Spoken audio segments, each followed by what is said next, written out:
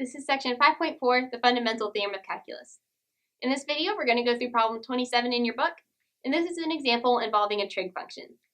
So it's asking for the definite integral from 0 to pi over 2 of this function. Let's go ahead and get started. So we start by taking the integral of this function.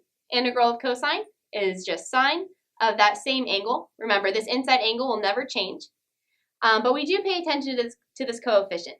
So when we're taking the integral, we want to multiply by whatever the reciprocal of this number is. So we multiply by 3. And this is from 0 to pi over 2. And from here, we're going to plug in our top number and then subtract whatever we get when we plug in our bottom number. So plugging in our top number, this becomes 3 times sine of 1 over 3 times pi over 2 becomes pi over 6, minus, when we plug in 0, we get 3 times sine of 1/3 times 0 gives us 0.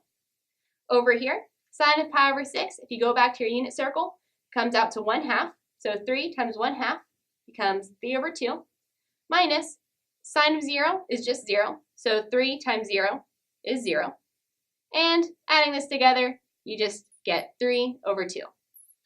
And that's the answer. So we took the integral of the function from 0 to pi over 2. Then we plugged in our top number and subtracted everything we got when we plugged in our bottom number. And that was it. I hope you found this video really helpful.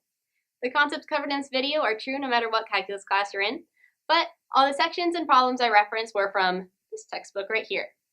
And remember that if you're a registered Baylor student, we offer free tutoring on the first floor of Sid Rich. You can either schedule a one-on-one appointment online or just drop in whenever you're available during our business hours for free tutoring. For more information, feel free to visit our website.